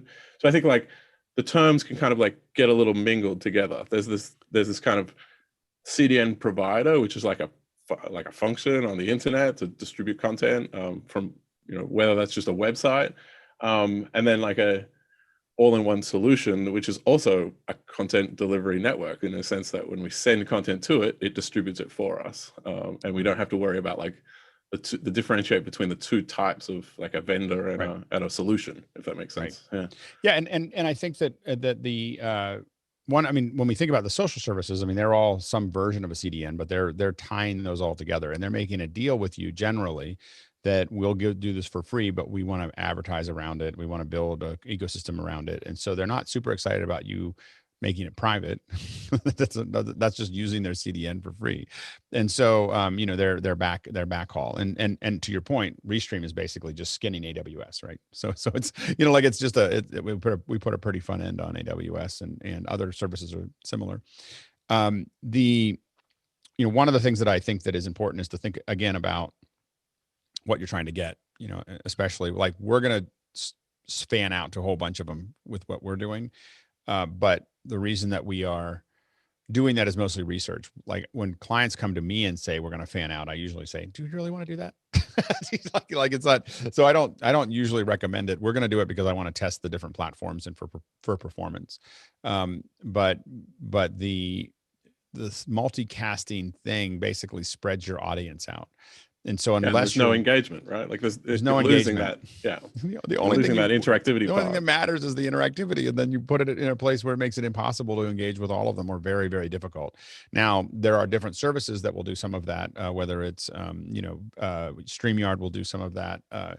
Restream, is now doing more of that, where you can see all those comments, in different areas, but generally not all of them. And so those are things to kind of, think about. And a lot of times we think about where they go. They all have their own. The other thing we look at is quality, stability, like how much trouble is this platform going to be? A good example is if you don't have Twitter, I don't think Twitter producer or the producer thing is available to everyone. And without that, it's painful, like to stream to it, you just don't have a lot of control. So things that you want to see in CDNs, for instance, or not CDNs, but let's just say social networks, is the ability to say, I get to see a preview of what I'm doing before it goes live. I get to see, what this is, doing. I get to decide when I'm going to turn it on. I get to decide, those things. But that's really more of a, what do I get from the player? And then in the CDN, you have to figure out what is the quality of the video. So a good example is probably, generally, and what's the robustness of the back end? Will it handle a lot of people? Will it look at those pieces? Let's go ahead and jump to the next question, Bill. Chirig Chihita of Dallas says, any recommendations on a real-time analytics tools that show the number of live viewers when using a CDN? Our Wowza streaming engine only shows one user because we use CloudFront as our CDN in front of it. So a lot of that information is on the player end. So, you know, you know, what people are doing with it and how they're doing it. And a lot of that information lives on the side of where the player ends up. So when you're getting, you know, the CDN kind of just knows people requested files from me, you know, like I have bits and people took the bits. I have a bunch of unique IPs where the bits went. And that's what it knows. And then without having bits that are on the other end that are saying successful start, you know, successful end, those types of things, you have very little information. So that's something you do have to think about as well. Go ahead, Sam. Yeah, I think this is another really good example about like what you get in an all-in-one solution and what you have the ability to do in a build your own scenario as well too. And like if you build the own player and origin and CDN kind of and piece those pieces together, then you also kind of need to think about, well, what else do I get in an all-in-one solution that I wouldn't get if I have to piece those pieces together. So yeah, maybe I have to build my own analytics service. Maybe I have to build something that lost your audio there. Maybe I have to build something that you know, allows us to analyze those analytics as well too. So and further to your point before about like fanning out, like if you were to go to multiple platforms and then you don't have a centralized way to analyze those analytics, then you're really not, you know, it's harder for you to show benefit there, not just in the engagement that's happening in the actual moment when you're streaming, but also like, how can I go to one place and see all of those views? And like, you know, Vimeo allows you to do that sort of thing. So if you connect destinations in a simulcast scenario, we'll aggregate the views from those downstream locations. So YouTube and Facebook views will kind of show in that same analytics dashboard. And then in a real-time sense, that's even more challenging as well too, because you've got this kind of constant ping back between the player and the server that's receiving the, you know, and it kind of points to an issue, which is understanding the ecosystem again of what you want to get out of the experience, right? And like, so the only thing I pay attention to is average view time. That's all I care about. Like, and so I just care about like what is my average view time? And I just keep on coming back to that. I'm like, it's the marketing department's job to get people to come into the building. It's my job to keep them there. You know, so when I'm measuring the quality of my event and whether it works, I look at every CDN or every social service or whatever through the lens of average view time. Like how long did people stay? So an example of the kind of numbers that we look at, Facebook across all of our events, probably average view time usually is in the land of 28 seconds, you know, like 28, 27, 29 seconds. Twitter is roughly the same, maybe a little bit less than Facebook as far as average view time. Our average view time on YouTube is about 6.5 minutes. And we talked about this on another day. 6.5 minutes is average across, you know, thousands of events. Average view time here in our little office hours is 82 minutes. So because we pay a lot of attention to average view time. So and so a lot of the design of how you do it. Now, the reason it's so high is because people came and they opened an app and they registered and they show up and we do it regularly and they have a process. And so you build up that thing. The problem you get into with Twitter or Facebook is that the same thing that brought everybody in so easily lets them go easily. You know, there's a feed, the Twitter feed or the Facebook feed that is constantly calling to you. You could go somewhere else like this. If this gets slow, off you go.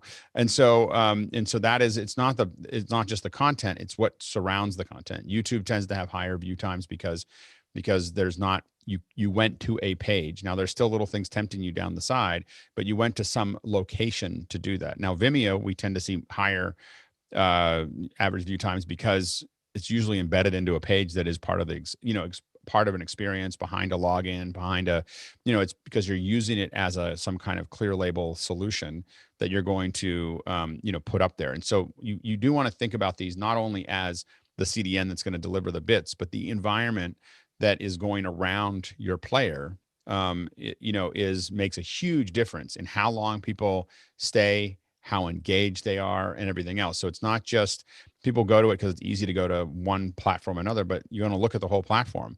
What is the general behavior of people when they go to that platform and what in the player state, and how does that affect their viewing experience? Go ahead, Sky. You observe our eyeballs, and you are very sensitive to when we are distracted or we pulled away from the screen. And because that you've been doing this for decades. I don't know about decades, but you've been doing it for a long time. And I guess the engagement question is, yes, we have the analytics of 80 minutes, but the actual interaction versus the passive. And I'm wondering about those two words against the word engagement up against the analytic data. Yes, we have a connection technically, but do we have interaction? And how often is interaction actually required? Well, the thing is that we do actually, when I'm talking about average view time, I'm not talking about average view time in the panel. It's average view time of everybody that comes into it. And so understand. And the key there when we talk about that is when we talk about that environment is the Q&A, is the comments, and most importantly, are the two of them separated? That is the secret. is you separate those two out, and you suddenly have you don't need low latency, and you have much higher connectivity. We actually get generally higher average view time, for instance, on the desktop version than the mobile, because there's more going on. So it seems like it's crazy, but there's more going on in front of you, and we find that actually keeps people there longer. Go ahead, Sam.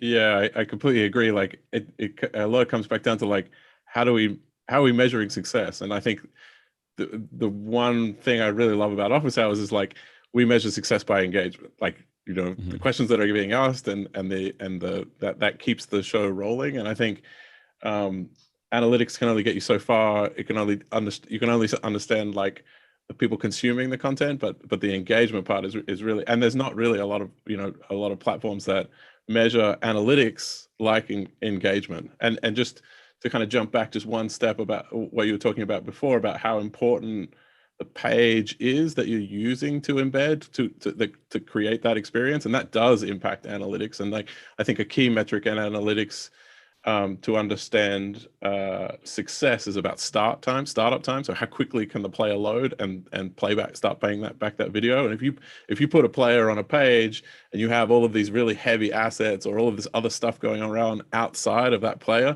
doesn't matter how lightweight you use a player, or if you get such a great player, like you will impact your startup metrics, and that in turn, it impacts the ability for somebody to load that page and quickly start consuming the content and watching it, right? So now, at the same time, you want to also make sure that you look for stability. So one of the things that the low latency takes away is usually the buffer that is there, and so it starts up. We have clients that want to start up super fast, and so, but the problem is that if I lower that buffer, it means that you're more likely to see buffering, you're more likely to see frame drops, you're more likely to see all those other things. And so for me, I'm like, oh, I'd rather make you wait a couple extra seconds so that I can make sure that you get bits consistently, no matter what your home network looks like. I know that my network is going to be fine getting to you, but I want to make sure that if you have someone jumps onto Wi-Fi, you don't have an issue. Go ahead, Sky.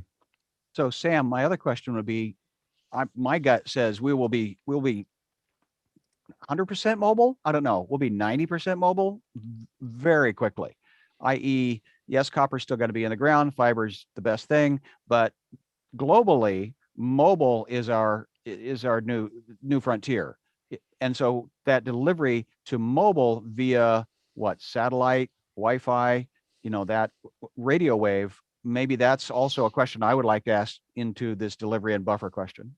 Yeah, I mean, so much of it in the mobile space is really, it's a similar challenge to what we do in a browser, right? And I think the CDN networks partner with mobile networks just the same as they partner with home-based ISPs. And mobile is just a different format. Sometimes the players are a little bit different, and particularly with iOS, all of that is very, Apple creates a method to allow playback in HLS that's very specific, that works a little bit different to what it does natively inside a browser or inside of Android or something like that. And yeah, I think like the challenge is really similar. The interactivity piece is totally different though, because like how do you have video and I don't know, text or interactivity that's on the same page on a really small screen? Like I don't think many people have really got that down yet. Maybe some networks do. I think Instagram and the way TikTok works with chat that kind of like overlays over the top of video, that's something that's working. Is it the best one? I'm not sure. Yeah, I'm only curious because I saw in Haiti the poorest country in the hemisphere, and they're putting in fiber. And I'm looking around, these homes are not going to have cables, but everybody does have a cell phone. And so I'm observing that we trade in our previous models, and they go to these other countries. The challenge really is that we're cutting off ourselves at the knees by using 5G and 4G and everything else. I mean, I tweeted this a while ago that good enough is the enemy of great. And because we keep on basically cutting corners by using wireless instead of running glass to everybody's house, it will constantly be an investment that we don't make. And it literally holds back our entire industry. Because if we had, once you put glass into everybody's house, is it 8K? Is it 8 levels of 8K? Like, we could keep going up forever, with that glass. But instead, what we're going to do is we're going to have some, we're going to hit the ceiling on, and most of us, most regionally, most people will never see 5G. Right. Like, they'll never see it.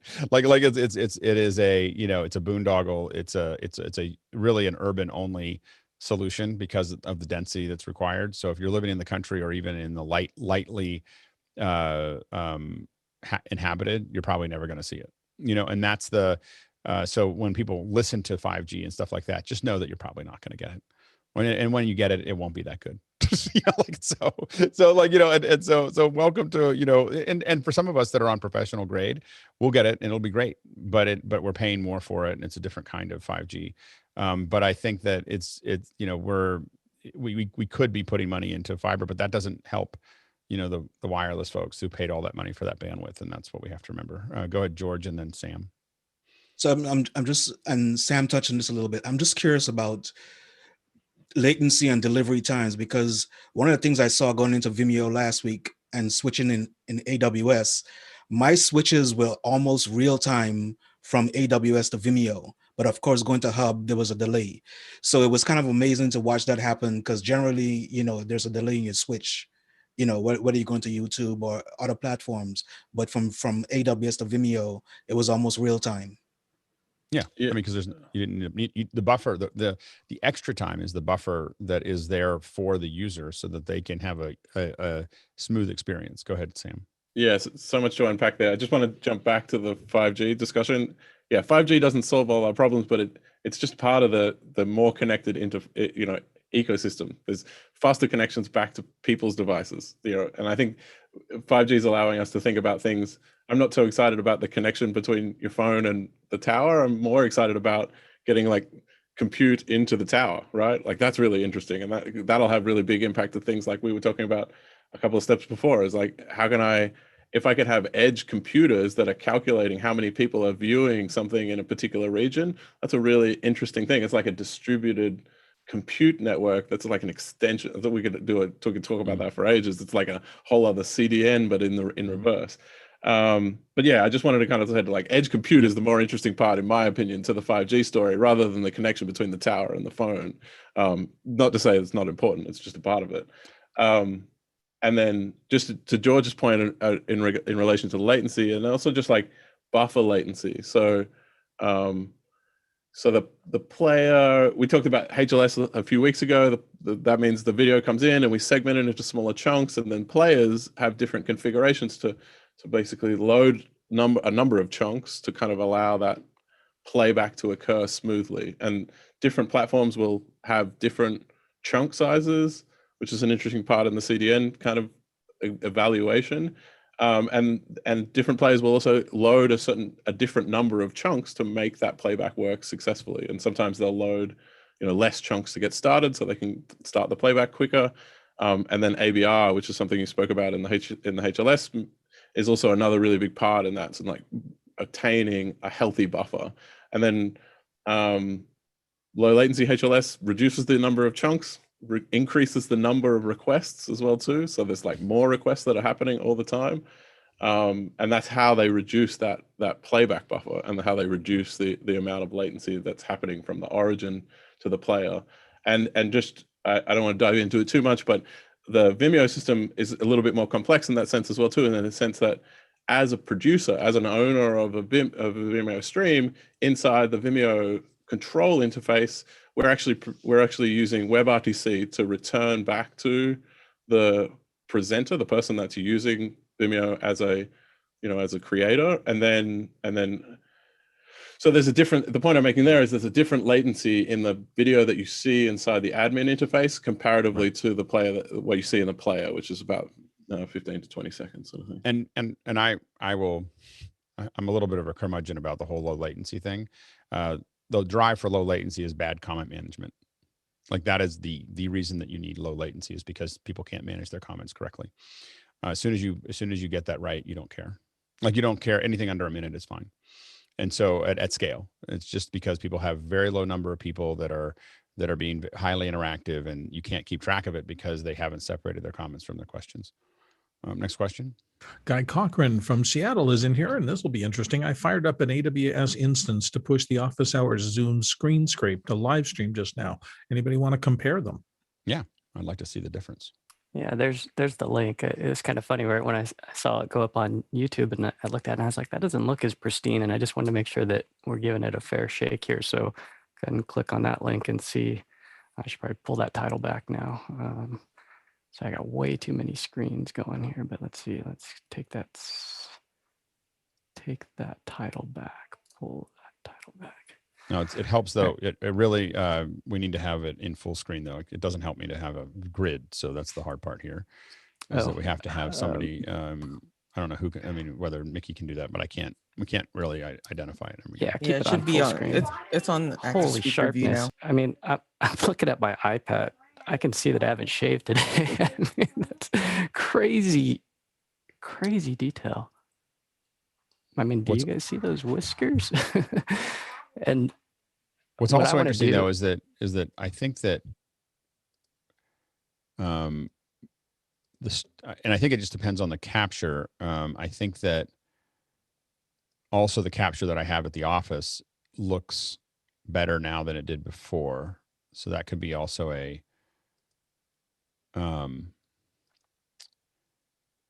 hard part is that now that the latency is different, the latency between Zoom and the latency at the office is almost identical. There we go. Yeah, it's really close now. This says that it's sending at 4.6 megabits a second, perfect streaming. So all this is one AWS instance is running Zoom, full screen, webinar attendee, and then it's NDI over to another instance that's a G4DN instance, 2X, and that one's running live stream studio. And I just picked up that NDI stream and pushed it out, and that's it. And then it goes over to live stream from there. So Zoom AWS instance to live stream instance over to live stream, just streaming. Yeah, and what I'm seeing right now is the color shifts dramatically for the right now, at least on my viewer looking at the two, they look almost identical. And I think that there was something going on that laptop that had it be a little bit different. I mean, not the laptop, but the iMac that had it. I think it was a bandwidth issue, but I think that it is. And the problem that I have is that I need it to be right now. I need it to be in the office because I'm going to add other things to it that are from the office that I need to be able to do, because what I need to be able to do is add, I mean, in the long term, I need to add content that is not available on AWS right now. so you couldn't play it back. And so I needed to come out of there. But I do think that as a easier solution in the cloud, it's worth testing more. And it would be a lot easier for me if we could just do it in the cloud. And so I think that I may go back and forth and make sure that I know that we're doing it that way. But when I'm clicking back and forth right now, I see both of them look almost identical. I think that the live stream one looks maybe just a little bit sharper. And the both of them have a very different color. So the color going out to from Zoom to YouTube is significantly different than the two captures. A little yellow, from my perspective. So interesting. All right, next question. Tyler Roberts of Chambersburg says, has anyone had a cache full with an ATEM Mini Pro while streaming? Yeah, go ahead, Beiju. Yeah, I had seen that error a couple of times, but only when going to YouTube and when using the highest streaming settings. If I step it down to the mid-level streaming, I have no issues with that. But I've seen that same issue on 3 separate ATEM Mini Pros, and specifically going to YouTube. So as Guy has done some testing with the streaming bridge, he was able to push a lot more bandwidth, I think. So I think it might be an issue with going to YouTube itself. Next question.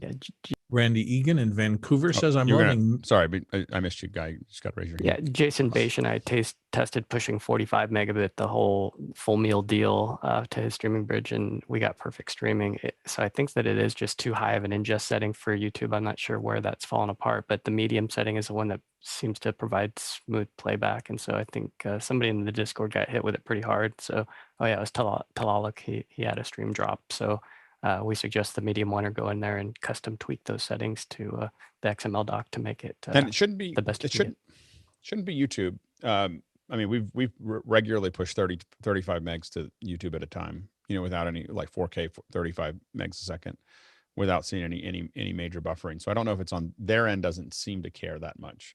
Go ahead, Beju. Yeah, I think it's just the interaction between the ATEM Mini Pro and how it's pushing stuff out and YouTube itself.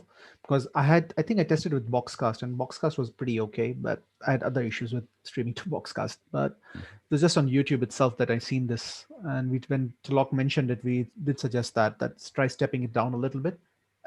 And it did seem to stabilize. Next question. Okay, Randy Egan, we're back with Vancouver. I'm loving Millicast, MILLICAST, all one word, because of their low latency, especially for live color grading sessions with clients. Great compression for color accuracy. Has anybody else had experience with Millicast?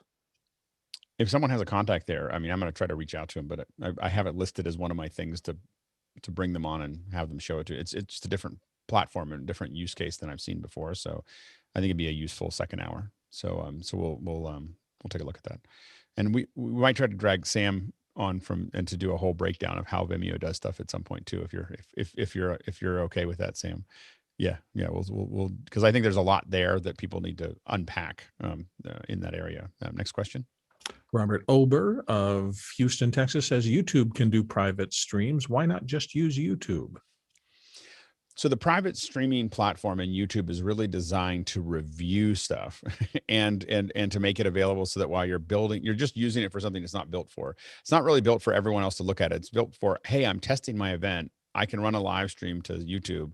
I can hand out emails to everyone and they can log in and watch it. And you can do it to some degree. I don't know what the limit is anymore. It used to be, for a while it was 25, then it was 50, then it was 100, then it was back to 50. And so there's somewhere in that range is the maximum number of people. And then you have to invite them, and then you have to, buy their email. And then they have, it's pretty heavy to do a private stream. You can do it, but it's a pretty cumbersome thing if you're doing it with anyone outside of an internal organization that knows how to use it regularly. Go ahead, Bill.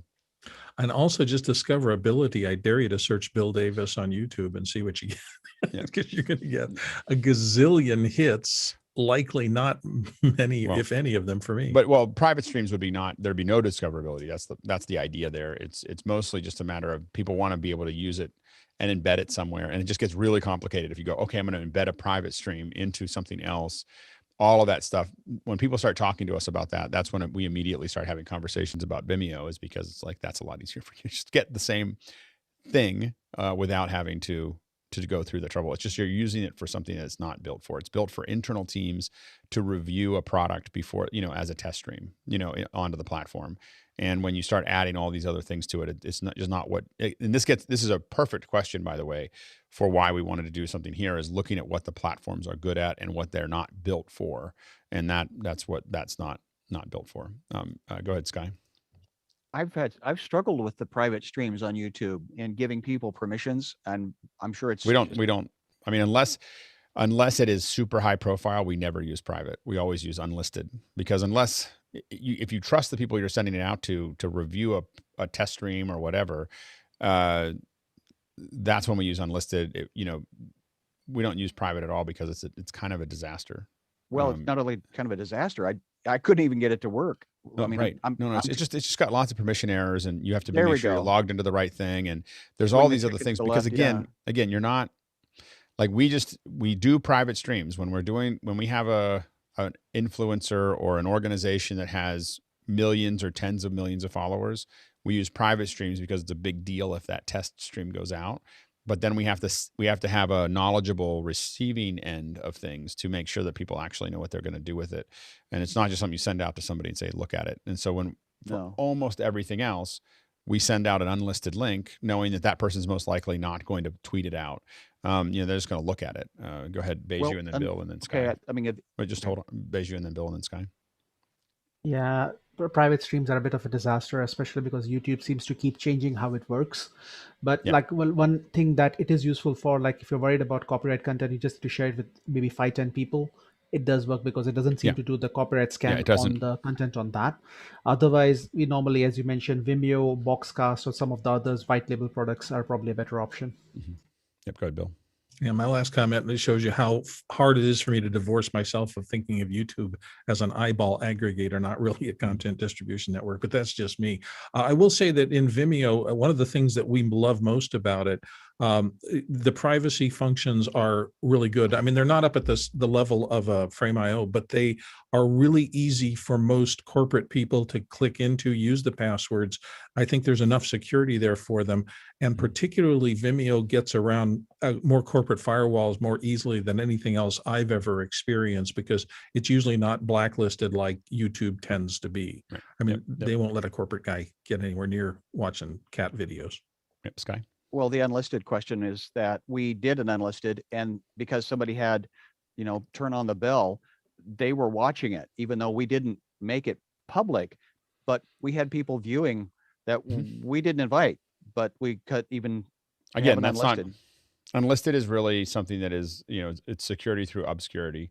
So that's the thing you want to, but you're not going to, it's not going to be a protected thing. As soon as you want protected, you need to get a real service that you're going to pay for. When you start paying for it is when it's going to start being useful in the area that I want to actually control the viewers. When you're going to a public CDN, you're really saying, I want as many people as I can find. Next question.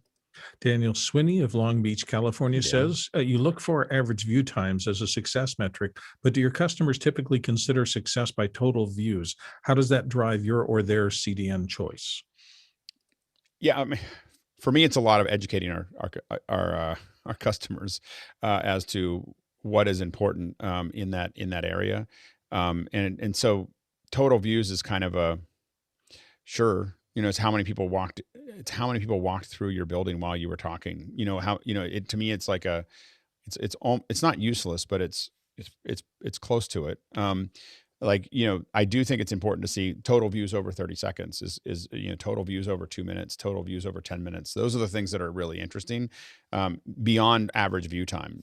So knowing how many people actually stayed longer than 2 minutes or 5 minutes or 10 minutes is super interesting to me, beyond just the average view time, which can be all over the place. The other thing that no one seems to give us is exit and entry velocity. So your concurrence is an equilibrium between people coming into the room and people going out of the room.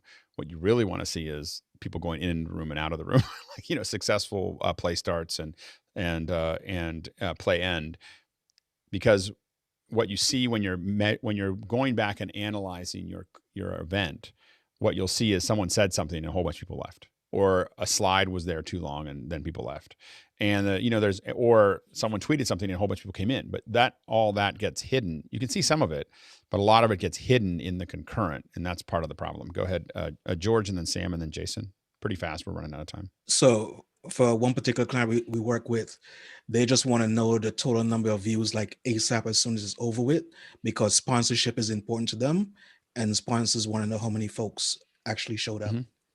Yep. Sam. Yeah, I completely agree with your point. Like, what measures success? Total views, the number of views, how long the views are, they're all kind of like summed up. And your point about when can I understand peak concurrency, i.e. when were the most people watching in relation back to the content, is a really important one. Not a lot of platforms do it really well. And yeah, so many different things, like different content is also different. If I'm doing like an investor meet, then they just want to say, okay, well, how many people loaded the page here? They don't really worry too much about like how long they watched it for. Whereas something that's engaging like this, you could kind of go back and see that content and then say, okay, well, I got peak concurrency, I got the most engagement at this moment in the time.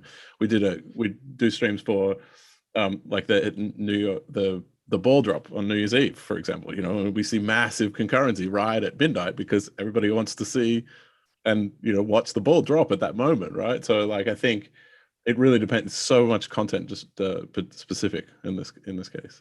Well, and the one thing that I have a conversation with clients a lot on is reach versus impact. Reach is how many people potentially saw it go by.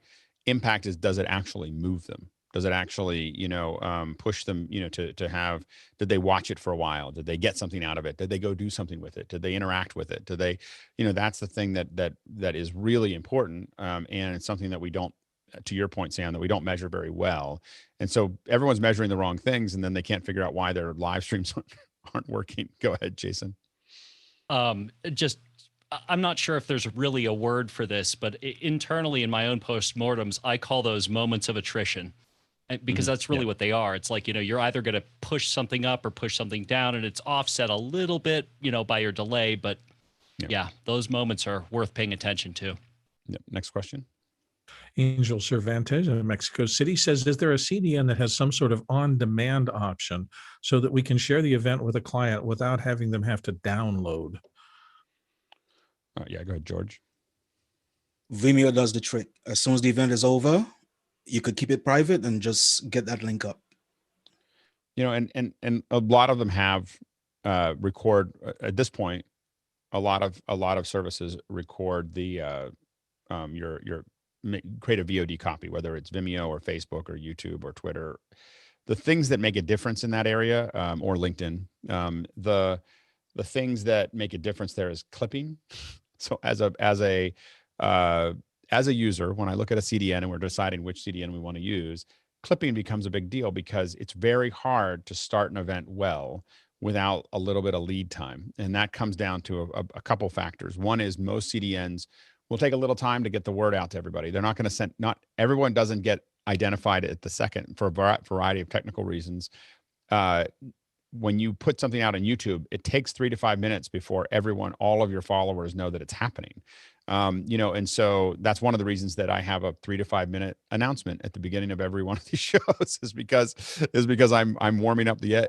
It's not warming up the edge. They don't need to do that, but I'm warming up. I know that that is going out before we get to the first question. So that's kind of a ramp up time. It lets me set some paces for everybody else, but it also is filling that startup time.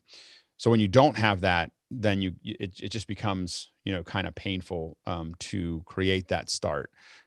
So not being able to clip the front end, the back end doesn't matter. Who cares? They left or they stayed or they saw a black frame. It's important for you to keep something there, but that front trim is super important to the BOD, and being able to process that quickly.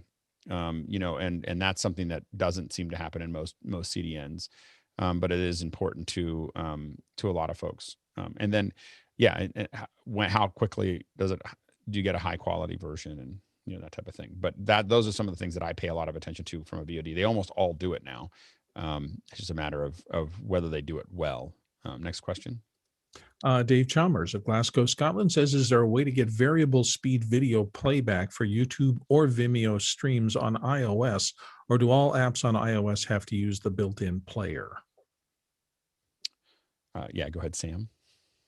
Yeah, all apps on iOS have to use the built-in player largely. So, you know, time controls are tricky to control the native elements inside of iOS. And speed controls are available on Vimeo in browsers and various different functions for paid accounts only. So we're going to keep moving because we're running out of time. Next question. Robert Obert of Houston, Texas says, as a follow-up, Smoke Jazz Club is doing private video streams via YouTube every Friday and Saturday, and it works well through InstaSeat's pay platform. Anybody have any experience with that? I don't. My guess is, but I'd be curious of how many people are coming to that jazz club and how they're setting that up. I can see that there's probably a way to create that, but you'd probably have to log in with a certain email and you have to come back with the same email. And I mean, it could definitely work, but I'm guessing that there's not more than 100 people coming to to that location. And at that, it seems like a really hard way to do that. So like that's the hardest way to figure that out in my eyes, but maybe that something's been made easier by the InstaSeats. So InstaSeats is not something I'm familiar with. So we'll take a look at that, but it seems like a hard solution to that would have been easier with something, one of the other kind of paid systems. Maybe they don't want to pay, but you're paying somewhere. Next question. Dave Chalmers of Glasgow, Scotland says lowest tiers of Vimeo live streaming is still quite pricey for small nonprofits and so forth.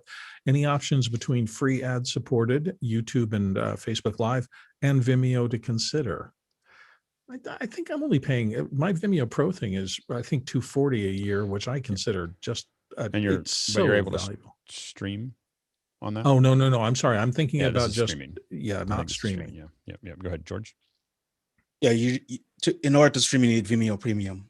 That's the only way you're going to be able to get it, and you have to pay for the year.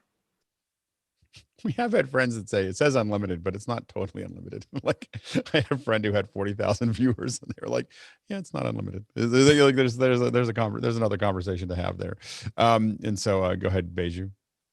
Yeah, I'll just comment. Yes, it does sound expensive, but if you consider if you had to go to one of the bigger CDNs and pay per hour viewer hour, what Vimeo, Boxcast, a lot of the other aggregators offer is actually pretty cheap for what they're offering. But yeah, it's hard to compete with free on YouTube. I would be happy to see what else anybody has any other options for this. Yeah, go ahead, Sam. Yeah, I think when we think about live streaming specifically as a function, yeah, that's probably a little bit, it's expensive to think about that in relation to like a nonprofit or something like that. But yeah, I think to Beju's point is really, that premium plan offers content creation that comes with a tool that we have called Vimeo Create. We have this great new tool, which is like a screen recorder that you can install in your browser. So you're getting all of these other features that come along with the Vimeo account. I can simulcast downstream to other things. I can aggregate analytics back into the Vimeo platform. So you're getting a lot of other things with that premium plan, I suppose is the point I'm making. But we think about it, and this market really thinks about it in relation to live streaming, but there's a bunch of other features that come along with that tier and live streaming software as well too. So, and even as a, I mean, we just have to kind of put in perspective, for nonprofits, it really is it's less about the total number as to what other things as a nonprofit do you pay $75 a month for? You're paying rent somewhere, most likely. You're paying for electricity. You're paying for other things, and you've decided that those are a valuable piece of what you're doing. And then you decide whether you're going to pay. All of these things are just a matter of does it make impact? If you're paying that much per month or year or whatever, and you're getting more out of it because you're reaching more people, it just has to be a little bit more than you put into it that you get back out of it. And I would say that live streaming in general, whether it's Vimeo or YouTube or Facebook, is the ROI when you do it regularly and you do it well is probably one of what we're seeing a lot of clients is one of the highest ROIs you can get. That's why live streaming tends to be a counter-cyclical, industry where when things get pushed down, live stream explodes. And the reason it does that is because people are trying to get more for less. And the way to get more for less, I mean, it's paying a couple pennies per viewer is a lot less expensive than renting a hotel room for them to come in, or even putting out snacks, for an event at your own space. And so we just have to kind of remember that these are, when we say, oh, that's really expensive, it's because we're not used to paying it. But it as a cost of doing business of reaching your viewers. Now, and I will say that we didn't get into this today, but you want to look at something that you can do regularly. It's fine to do events, but I think that the future is eventually, in my opinion, organizations, nonprofits, corporations, educators are going to realize that all the tools now have become available for them to become their own broadcaster, to become their own channel for the people who have an affinity for what they're doing. Now, to do that, they're going to have to invest in doing it well. They're going to have to invest in doing it regularly. They're going to have to build little studios and do their little thing. But that's going to become part and parcel with doing what they do, and that is a sea change. Where we can go and get the content like we do here today. We come in here and we do a daily show, and there's a couple hundred people that are part of that community, and it will get bigger. As we start to really press down on it. But the point is that's more effective. I think that what we have here is far more effective than if we did a 1-week event, every year. Like, it's just a different. And so when people think about that, I'm going to do that live stream, and I'm going to and this is what I do, is I do events, right? So I do that one event. And even then you always talk to clients like, this would be really good if you did it every week, or if you did it every month, or whatever. You'd end up, because the audience then gets smart. The reason we have so much interactivity within our audience is because we've proven that we're actually listening, and they've gotten good. Our attendees are good at asking questions as much as our panelists are good at answering them.